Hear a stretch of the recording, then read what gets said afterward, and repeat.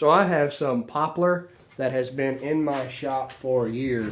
Poplar and cypress from a recent project that are one-handed. I'm doing it one-handed. They're 1 inch or 3/4 inch by 3 inch. What I'm going to do, what I'm going to do is make some French cleats for my shop because I need to move some stuff around. I kind of want to change the configuration. If you've watched my channel for a while, you'll notice the shop is changing. I don't know if I like the walls. I wanted a different look, but I feel like they look kind of janky. I'm going to put some stuff on top of them. Hopefully it'll work. But if you have wood in your shop, like a 1x3, 3/4 inch thick, there's no need to go out and buy a whole sheet of plywood if you just want to do a small French cleat wall. It's fine if you want to do it with plywood, but it's probably more cost effective right now to just do it with scrap wood. So that's what I'm going to do. So what we're going to do is rip this entire thing in half, but at a 45-degree angle to give us our cleat and to free up space for more scrap wood storage.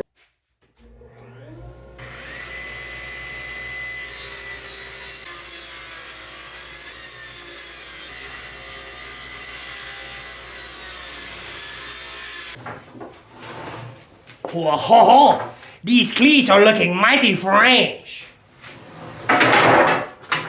So I got a good bit of cleats out of just scrap wood, and they're going to go on that wall. That wall. It's a boring wall. This might make it a little more interesting. So to make it more aesthetically pleasing, I'm taking my marking tool, and I'm just coming in about where I think the screws should land. So now when I drill my countersink holes, well, it's on the wall, all my screws will be in line. And the mark, unless you're looking for it, you really won't see it. And aesthetics. Callous, and aesthetically pleasing. Does that look about right to you? Drill, hand me the drill. Hand me the drill, man. Jeez, pits. And that's where my nails are. Blow. Now, I don't know if this spacing is up to code to the French Cleat Society, but this is what we rolling with. Got it. Good. Yeah.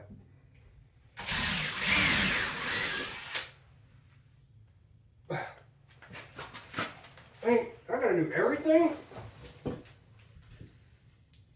We need to talk about our working relationship. Oh, dang it.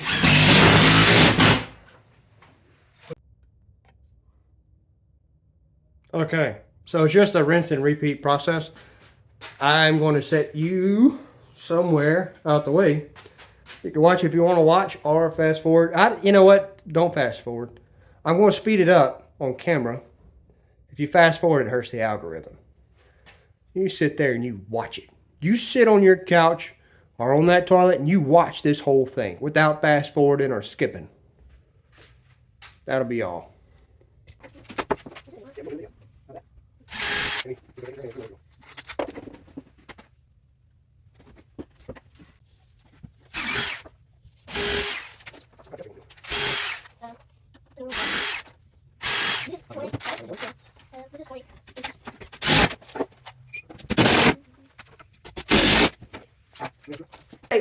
Say bonjour to my French cleat wall. So it's up. I wound up ripping down the plywood, just a couple pieces of it, of that extra plywood that I have, just to make some more French cleats. Because what I want to do is butcher this hanger and make those into individual holders, because I want to free up this wall. So I don't like having these clamps here. I feel like they're taking up too much space. I'm going to free up that wall.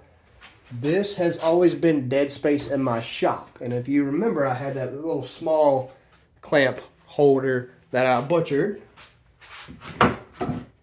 and made it into individual small clamp holders. I'm going to arrange that once I have this up. So this is dead space anyway. I'm never going to screw anything into this because I don't know what's behind there electrically. My electric, can you see it? All right. Whew. Okay. So my electric comes in, and I don't know if it comes through that stud or not. I'm not going to screw anything into this wall. So what I'm going to do is expand this way so I don't waste this space. My clamps will come out this way. Instead of taking up this whole wall, they're just going to occupy this little corner. And that's one area that a French cleat shines. Where a French cleat doesn't shine, you see some of these videos where they go floor to ceiling. I don't understand why you're doing a French cleat below waist level, because really, what are you going to hang 2 inches above the floor? It looks cool, but you're just wasting that material.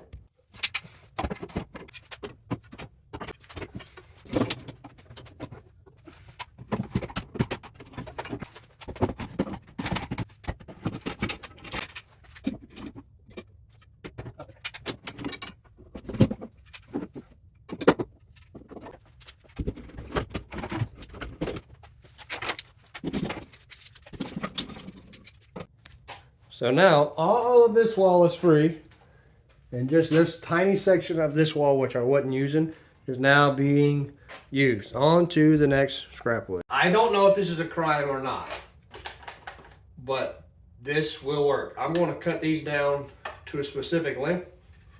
Screw these to it's very crude, but it's going to work, and I think it'll look fine. So this dowel has been in my shop for a while. Definitely scrap. So I'm going to cut a few of these down to length. I am going to hollow out the top.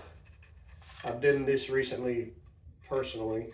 I'm going to hollow down the top with about a 1/2 inch Forstner bit. Then I'm going to drill a hole through it so that I can screw this down to whatever type of platform I'm going to use. I do have this red oak that I found that's left over. I might use it because it has been in my shop since I had a shipping container. So that's been 3 years that I have been storing this red oak, and I desperately would like to get rid of it. So that's how I'm gonna do it. That'll work. So this is a 1 inch router bit, Forstner bit, a 1 inch Forstner bit.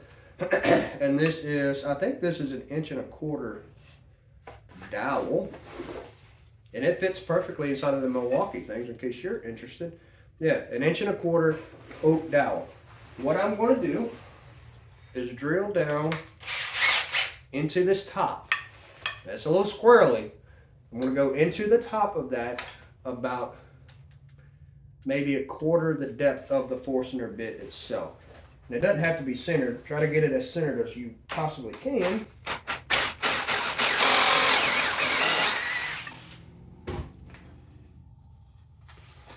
Now, because red oak cracks very easy, you definitely want to pre-drill every hole that you possibly can. And whatever bit you can find that works for you. I'm going to drill into that center indention. And I'm really just going to go as deep as I can go, because I got to make 3 of these. That's it. The next thing you're going to do is cut it. I don't know how long though. Make a mark. What do? Yeah, I do. So for our first trial, I'm cutting this at about 2 1/4 inches.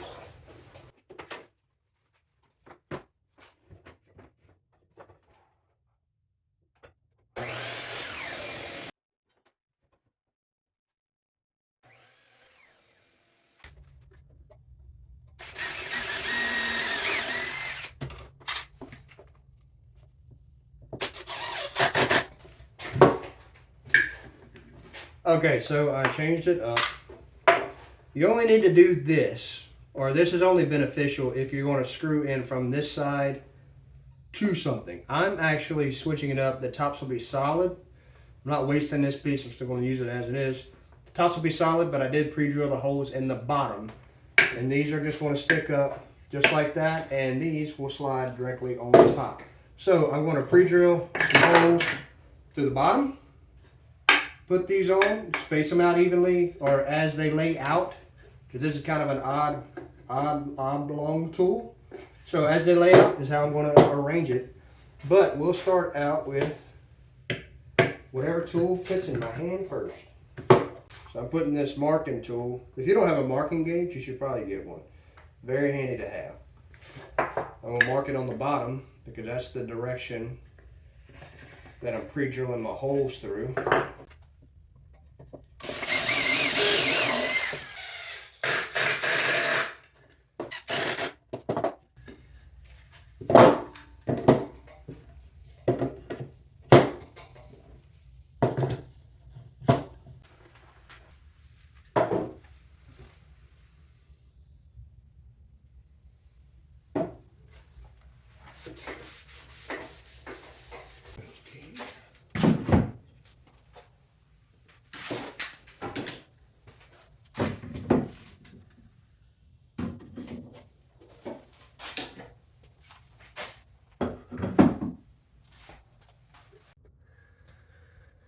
I think this video got hijacked. This was not going to be a French cleat wall video, but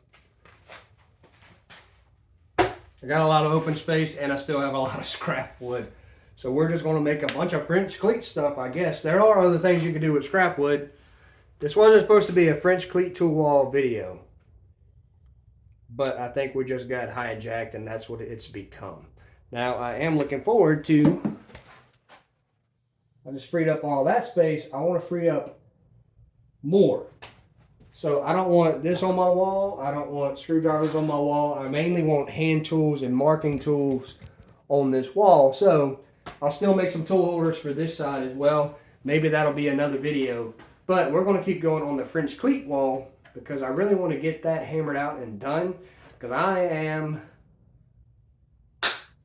especially since the video is already hijacked anyway. Now I got to figure out what I want to title this video. It was going to be scrap wood shop project type thing, but I really don't want to ride on a French cleat curtain curtails. So these little holders were on the wall. They were holding the stuff that we made a hanger for already.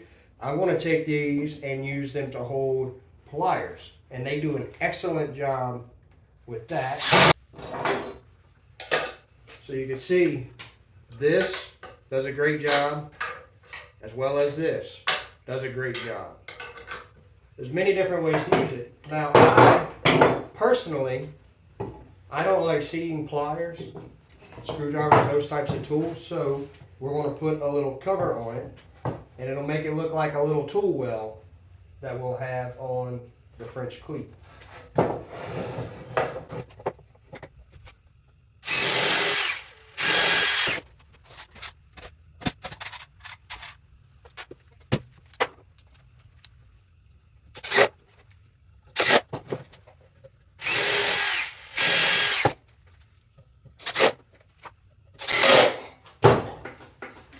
Left the bottom open because there's going to be things sticking through the bottom.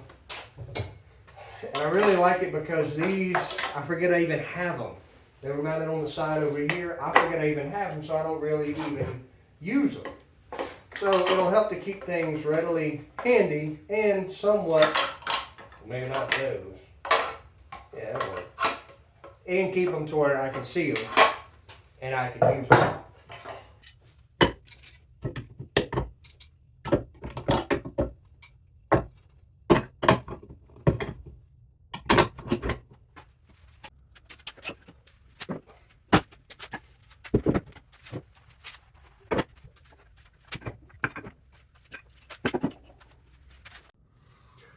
Alright, so that's all I'm going to do as far as French cleats for this video. Mainly because I don't want to use my nice cypress on French cleats. I'm going to use that to build the hand tool holders. I don't like magnets, so I'm going to replace the magnets, build some nice chisel holders, stuff like that in another video. But that's a pretty fun project, and since I've had it, it has made my shop space way more enjoyable for me. Just to be able to reach right here, grab clamps, instead of coming over here. You know how it is. It's nice to have things reachable. So I like it, and I like the fact that I can rearrange it as I want. Now for these, I didn't really record the process. it's just more of the same. Just screw 2 boards together, drill some holes in it, and that's it. Attach your cleat to the back and throw it on the wall. And that's it. I hope you liked the video. If you try this, it really is an enjoyable thing to do in your shop. It really brings that passion back up, or just that enjoyment. I kind of lose that enjoyment when I get so caught up on projects for other people that I lose the enjoyment of the craft itself. This is one of those. This is one of those that really helps to bring enjoyment back into the shop. So that is it for this video. I'm actually preparing to fly out tomorrow to Storm Lake, Iowa for my regular job. But when I get back, I'm either going to do a hand tool wall, or I'm going to finish ripping down that plywood to do some other jigs and sleds. Because I really want some sleds, because my goal over here is to turn this into a table wall, a table saw accessory wall. Sleds, jigs, stuff like that. If you have any ideas, like some people commented taper jig, I'm going to do a taper jig. I'm going to do a crosscut sled. I might do a mortising jig. I like that idea. Or a tenon jig, whatever it is.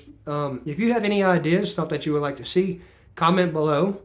And that's it.